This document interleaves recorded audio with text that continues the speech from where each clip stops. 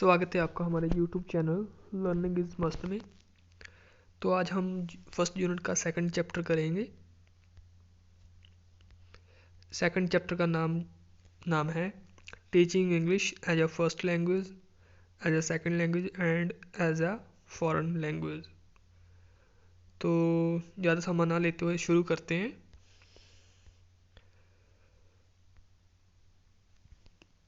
First of all हम discuss करते हैं कि फर्स्ट लैंग्वेज क्या होती है। जो फर्स्ट लैंग्वेज होती है वो बच्चा जो सबसे पहले कोई भी भाषा बोलता है, जन्म के बाद कोई भी भाषा सीखता है, बोलता है, वो उसकी फर्स्ट लैंग्वेज होती है। उसे मदर टंग भी बोल दिया जाता है। तो वो बच्चा सीखता नहीं है, वो एक्वायर करता है, मतलब अपने आप वो अपने आसपास से ग्रहण कर लेता है। सीखने की बजाय हम क्या कहेंगे, ग्रहण कर लेता है, एक्वायर कर लेता है। लर्निंग की बजाय क्या कहेंगे, एक्वायर कर लेता है। तो जैसे आपको पता ही है, ग्लोबलाइजेशन चल रहा है, तो कई जगह पे जो माता पिता होते हैं, बच्चे के पिता को कोई और लैंग्वेज भी आती है और माता को कोई और आती है। तो इन दैट केस लाइक बच्चे के पिता को एक लैंग्वेज आती है जर्मन और उसकी माता को आती है इंग्लिश। इस केस में बच्चा दोनों लैंग्वेज अगर सीख लेता है तो दोनों लैंग्वेज उसकी फर्स्ट लैंग्वेज होंगी। ठीक है स्टूडेंट्स। तो मैं उम्मीद करता हूँ कि आपको फर्स्ट लैंग्वेज के बारे में सभी को पता लग गया होगा। तो आगे हम इसकी स्टेजेस करते हैं भी, कैसे बच्चा step by step first language acquire करता है। तो फर्स्ट स्टेज है बबलिंग। जो बबलिंग का टाइम पीरियड है वो एज उसकी है 6 मंथ टू 1 ईयर के बिटवीन रहती है जी। इसमें जो बच्चा होता है वो कुछ भी रैंडम साउंड्स निकालता है, मतलब कुछ भी जो जिसका पर्पस हो सकता है भी, किसी को बताना हो कुछ मुझे ये चाहिए, या कम्युनिकेटिव पर्पस भी हो सकता है और नहीं भी। ठीक है। और इसका जो जो पेरेंट्स होते हैं उनको इसके बारे में कुछ ज़्यादा समझ नहीं लगता है।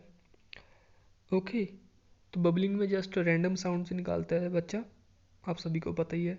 सेकंड वन इज होलोफ्रास्टिक और वन वर्ड स्टेज। होलोफ्रास्टिक और वन वर्ड स्टेज ये होती है 1 ईयर टू 2 ईयर, बिटवीन 1 साल से 2 साल के बीच में, जिसमें बच्चा एक शब्द बोलने लग जाता है। इसमें बच्चा एक शब्द बोलकर अपनी बात बता सकता है अपने घर वालों को। ज़्यादा तो नहीं बट करने की कोशिश करता है, और बच्चा ज़्यादा से ज़्यादा शब्द याद करने की कोशिश करता है जो उसके आसपास बोले जाते हैं। ओके। तो थर्ड स्टेज है 2 वर्ड स्टेज। ये होती है जब बच्चा 2 ईयर की स्टेज में आ जाता है। इसमें होता है बच्चा जो अपना 2-3 शब्द बोल के बच्चा अपना जो भी बात कहना चाहता है वो बोलकर एक्सप्रेस करता है। ठीक है। प्रॉपर सेंटेंस नहीं बना पाता। ओके। तो फोर्थ वन है टेलीग्राफिक स्टेज। ये होती है 2 से 3 साल के बीच। इसमें बच्चा 2 से ज़्यादा वर्ड मिलाकर अपनी बात अच्छे से कह पाता है, मैसेज जो भी देना चाहता है वो दे पाता है। और नए से नए इस स्टेज में बच्चा जो होता है वो ज़्यादा से ज़्यादा शब्द सीख पाता है। ठीक है जी। और इसमें मतलब सेंटेंस बनाना भी शुरू कर देता है बच्चा। और जो लास्ट स्टेज है और फाइनल स्टेज है, इसमें बच्चा जो भी वो लैंग्वेज है वो अच्छे से बोलने लग जाता है, कम्युनिकेट करने लग जाता है अपने सराउंडिंग में, अपने इन्वायरमेंट में। ओके। इसके आगे है teaching of English as a second language. तो हम उसकी के बारे में पहले बात कर लेते हैं। जो सेकंड लैंग्वेज होती है, जो मदर टंग के बाद कोई भी लैंग्वेज जो सीखी जाती है उसको सेकंड लैंग्वेज ही माना जाएगा। वो अपनी सराउंडिंग में जो अपना इन्वायरमेंट होता है उसमें कम्युनिकेट करने के लिए बोली जाती है। वैसे तो जैसे हम पंजाब में रहते हैं तो पंजाब में तो पंजाबी ही बोली जाती है, घर में भी और आसपास भी। पर जो हम अब कह सकते हैं पूरे भारत में जो एक साथ जोड़ती है हमें हिंदी, हमें वो एज अ सेकेंड लैंग्वेज सिखाई जाती है स्कूल्स में, और English as a foreign language सिखाई जाती है। ओके, तो इसके स्टेजेस भी दिए गए हैं, वो भी 5 हैं। उसको भी मैं आपको बताना चाहूँगा जो इसमें टाइम पीरियड दिया गया है, क्योंकि बच्चा जन्म से तो ये सीखेगा नहीं ना। जब फर्स्ट लैंग्वेज सीख लेगा, जब स्कूल जाने वाला होगा, उस समय की बात की गई है। और जो इसमें जो समय दिया गया है ब्रैकेट में 6 मंथ और 6 मंथ टू 1 ईयर, जी आप कह सकते हो कि बच्चे ने इतना समय लिया उस चीज़ को सीखने के लिए। ओके, उसे ये मत समझिएगा कि 6 मंथ तक उसने ये सीखा, 6 मंथ से 1 ईयर के बीच में उसने ये सीखा। ठीक है, तो होप आप समझे होंगे, तो हम स्टार्ट करते हैं।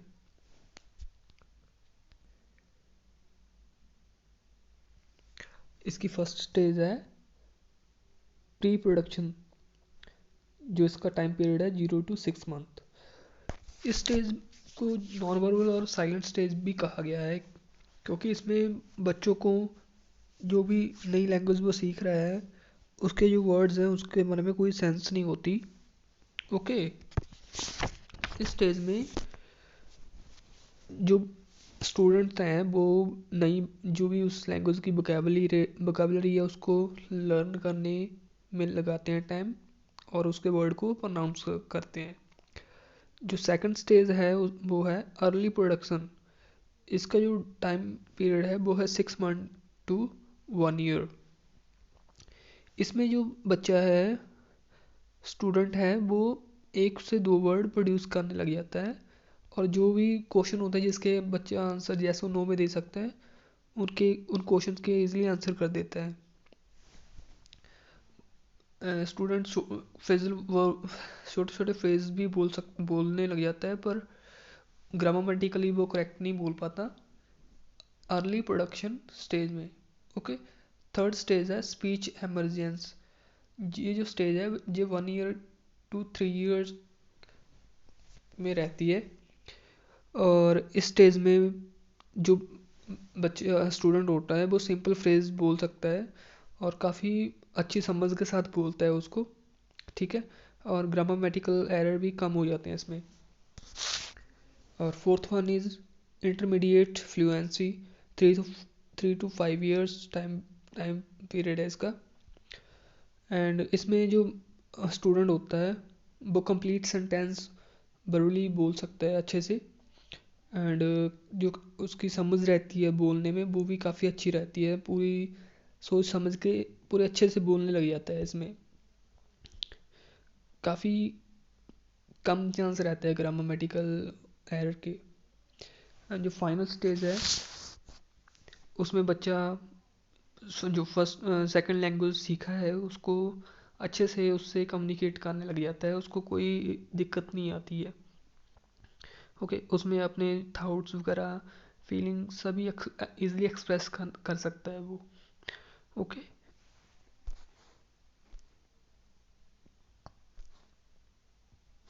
नेक्स्ट टॉपिक है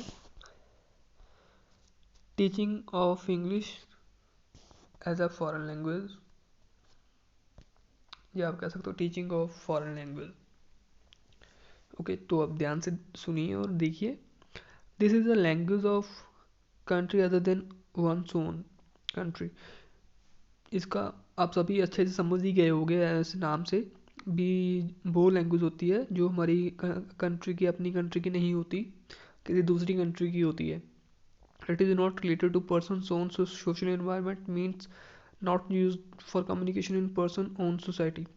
और ये लैंग्वेज जो किसी भी पर्सन की अपनी सोसाइटी में नहीं बोली जाती, जबकि ये बहुत कम बोली जाती है, या सोशल इंटरेक्शन जिससे नहीं होता उसकी सोसाइटी में, वो लैंग्वेज होती है foreign language. And this language is learned by student after the first and second language. और जो फॉरेन लैंग्वेज होती है वो फर्स्ट एंड सेकंड लैंग्वेज के बाद सीखी जाती है। Okay, then student can choose any one foreign language This language can be learned by any age group person, which depend upon requirement or objective. Foreign language is not learned in a natural environment while it is learned in artificial environment. हाँ yes, I mean जो foreign language है वो कई foreign language हैं, और जो भी person सीखना चाहता है उसका अपना ऑब्जेक्टिव हो सकता है। जैसे आप कहिए भी हमारे पंजाब में से लोग आयल्स कर रहे हैं, इंग्लिश सीख के जा रहे हैं बाहर फॉर हायर स्टडी, और जो for job requirement in in foreign countries. Okay, वही इस एग्जांपल में भी दिया गया है, होप आपको समझ लगा होगा। तो हम आगे नेक्स्ट टॉपिक करते हैं। नेक्स्ट टॉपिक है key factor affecting second language learning. Yes, it mean B, जो दूसरी भाषा होती है, सेकंड लैंग्वेज होती है, उसको सीखने में कौन से फैक्टर प्रभाव डालते हैं। जैसे कि डेवलपमेंटल फैक्टर हो गए। डेवलपमेंटल फैक्टर मीन जो अपने विकास से संबंधित हैं या अपने बॉडी से संबंधित हैं। ओके, सोशो इकोनॉमिक फैक्टर जो सामाजिक और आर्थिक फैक्टर रहते हैं। उसके आगे भी है एक, वो है साइकोलॉजिकल फैक्टर, और जो मनोवैज्ञानिक होते हैं। तो हम इनको एक एक करके डिस्कस करते हैं। तो पहले डेवलपमेंटल फैक्टर डिस्कस करते हैं। डेवलपमेंटल फैक्टर में फर्स्ट फैक्टर है एज। तो देखिए, आप कोई भी सेकंड लैंग्वेज सीखना चाहता है, तो एज काफ़ी मैटर करती है। जैसे आप अर्ली चाइल्डहुड में सीखेंगे कोई भी लैंग्वेज तो आप जल्दी एक्वायर करेंगे। मतलब अगर आपकी एज कम रहेगी या स्कूल एज में आप सीखेंगे कोई भी लैंग्वेज तो आप जल्दी सीख पाएंगे। आई मीन उसके टीन एज में जाने की बजाय टीन एज में काफ़ी दिक्कत होती है कोई भी लैंग्वेज सीखने में। और हम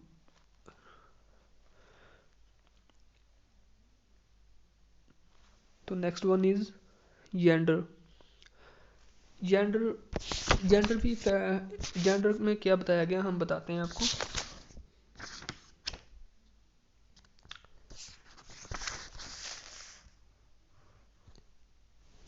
Gender mean different the role assumed and performed based upon gender of student as by male and female student. It is believed that female are more successful to learn second language than male student due to their feature of vocabulary, proper pronunciation, articulation, etc. Female students have more positive and interesting to learn at to learn attitude toward English learning. Okay, तो मतलब इसमें कह सकते हैं कि जो girls student होती हैं उनका ज़्यादा मन होता है इंग्लिश लैंग्वेज को, या उनका ज़्यादा एटीट्यूड होता है इंग्लिश लैंग्वेज को बोलने में, सीखने में बॉयज़ स्टूडेंट के कंपैरिजन में। ओके, तो थर्ड वन इज़ पर्सनैलिटी। तो पर्सनैलिटी का जो पॉइंट है मैं उसको आपको रीड करता हूँ, आप ध्यान दी के सुनिएगा और हम दोनों समझते हैं इसके बारे में। Okay, every student has his और हर different personality having different personality variable which are as risk taking, positive or negative attitude, inhibition, self esteem, extroversion, introversion, empathy, etc. Personality of student also affect language learning process. An anxious learner usually performs slower progress in English learning. Similarly, students with higher self-esteem aspect of personality learn English very rapidly due to their more interest and motivation in learning. Okay, तो इसमें मतलब आपके अंदर काफ़ी चीज़ें रहती हैं भी, जो आपकी पर्सनालिटी के अंदर काफ़ी चीज़ें रहती हैं भी। आप इंग्लिश क्या कोई भी लैंग्वेज सीखना चाहते हो, इसमें आप कह सकते हो आसान भाषा में कि जिस जिस भी पर्सन में कुछ करने का होगा भी मैं करना चाहता हूँ, अगर मैंने सोच लिया तो मैं करूँगा, तो वो उसके एक पर्सनालिटी का फैक्टर होता है। तो इससे आप कह सकते हो कि पर्सनालिटी भी इफ़ेक्ट करती है अलग अलग स्टूडेंट की भी, वो लैंग्वेज ईजिली एक्वायर कर लेगा, सीख लेगा, या उसको दिक्कत आएगी। Okay, fourth one is previous linguistic knowledge. हाँ जो आपने फर्स्ट लैंग्वेज सीखी है उसकी नॉलेज भी मैटर करती है। अगर आपको वो अच्छे से याद है तो आप जल्दी जल्दी उससे रिलेट करके सेकंड लैंग्वेज सीख लेंगे।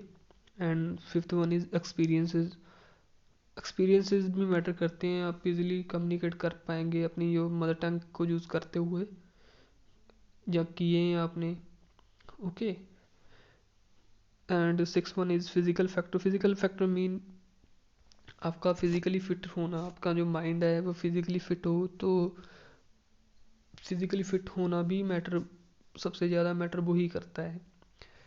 अगर आपका माइंड साउंड होगा तो ही आप इजीली कोई भी लैंग्वेज एक्वायर कर सकते हो, लर्न कर सकते हो। तो नेक्स्ट है socio economic factor. Socio economic factor को मैंने आपको बताया ही है, सामाजिक और आर्थिक फैक्टर। तो इसके जो फर्स्ट फैक्टर है डिवर्सिटी ऑफ लर्नर। इसका मतलब है कि जो स्टूडेंट हैं वो अलग अलग बैकग्राउंड कल्चर से आते हैं और एक कक्षा में बैठते हैं। ठीक है, इस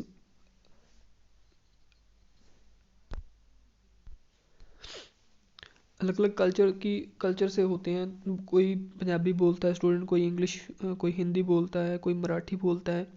तो उनको टीच करना एक कक्षा में टीचर को काफ़ी दिक्कत आती है उसमें, और स्टूडेंट्स को भी आती है। Second one is learning environment.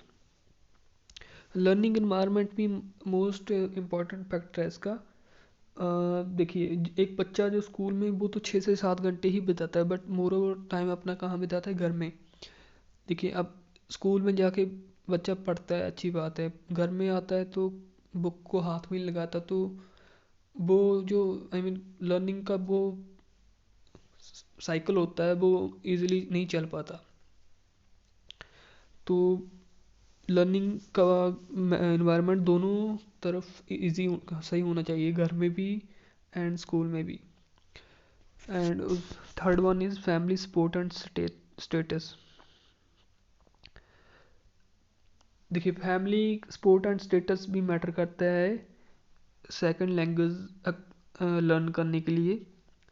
देखिए, आप बच्चा स्कूल जा रहा है, वहाँ इंग्लिश सीख रहा है, और खुद बच्चे के पेरेंट्स उनको पढ़ा रहे हैं, कह रहे हैं भी इसको इंग्लिश मीडियम में लगाना है, पर घर में वो पंजाबी बोलते हैं, और जो बच्चा कोई इंग्लिश में बात करता है या तभी उस पर हंसते हैं, या उसको उसके घर में कोई उससे कम्युनिकेट करने के लिए नहीं है इंग्लिश में, तो वो भी एक बैरियर रहता है। Okay, fourth one is personality of teacher. Yes, ये भी मोस्ट इम्पॉर्टेंट फैक्टर है। भी जो टीचर है उसकी पर्सनालिटी काफ़ी इफ़ेक्ट करती है। कुछ बच्चे जो अपने रोल मॉडल टीचर हैं उनको देख कर ही उनकी कई बातों को अडॉप्ट कर लेते हैं, जैसे भी कैसे वो बोलते हैं, कैसे खड़े होते हैं, कैसे कपड़े पहनते हैं, तो ऐसे ही टीचर होता है।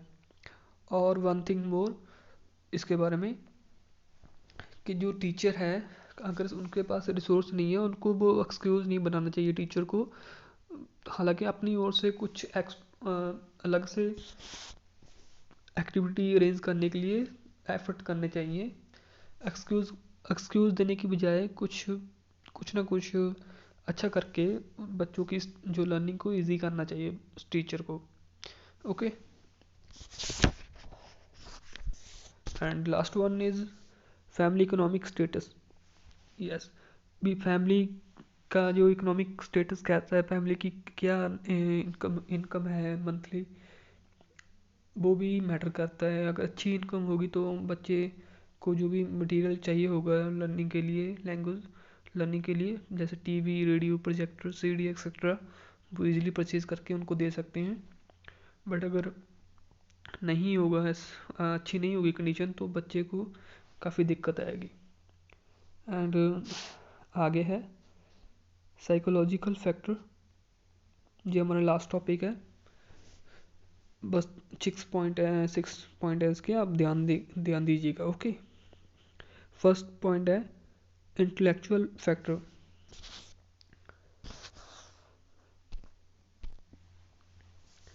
इसमें है भी जो बच्चे की इंटेलेक्चुअल एबिलिटी होती है वो भी इफ़ेक्ट करती है। जैसे किसी बच्चे का आईक्यू ज़्यादा होता है, किसी का कम होता है। तो जिनका ज़्यादा होता है वो तो इजीली सब कुछ लर्न कर लेते हैं, जिसका कम होता है उसको काफ़ी दिक्कत आती है। इसमें ये बताया गया है। And second one is motivation. Motivation काफ़ी मैटर करता है। मोटिवेशन ही पावर और एनर्जी और हमें स्ट्रेंथ देता है। ये दो तरह का हो सकता है, इंट्रिंसिक मोटिवेशन और एक्सट्रिंसिक। इंट्रिंसिक होता है जो अपने आप अंदर से आता है, भी मैंने ये करना ही करना है, मैंने मम्मा का नाम रोशन करना है, मैंने फर्स्ट आना है। ये हो गया अंदरूनी या इंट्रिंसिक। एक होता है एक्सट्रिंसिक, जो बाहर से कोई टीचर कहता है उसको, या उसको कोई इनाम लेना है, इनाम जीतना है, ट्रॉफी जीतनी है, वो हो गया एक्सट्रिंसिक, बाहरी motivation. Okay, third one is mental factor. Mental factor भी काफ़ी इफ़ेक्ट करता है बच्चे का एटीट्यूड लर्निंग के, किसी लैंग्वेज को लर्न करने के लिए।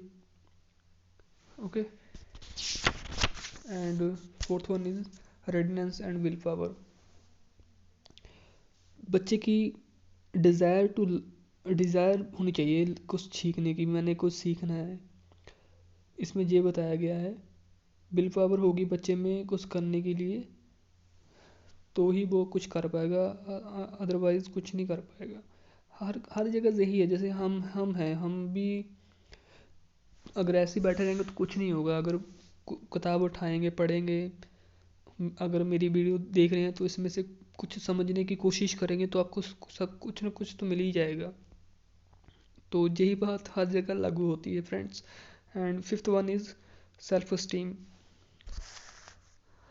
Self esteem it mean own strength and week.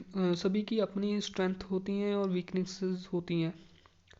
Okay, और जो एक टीचर होता है उसको हर बच्चे की जो स्ट्रेंथ और वीकनेस को फाउंड आउट करना चाहिए, और जो उनकी स्ट्रेंथ है स्टूडेंट की उनको अप्रिशिएट करना चाहिए, उनके लिए अप्रिशिएट करना चाहिए, उनको और स्ट्रॉन्ग करना चाहिए।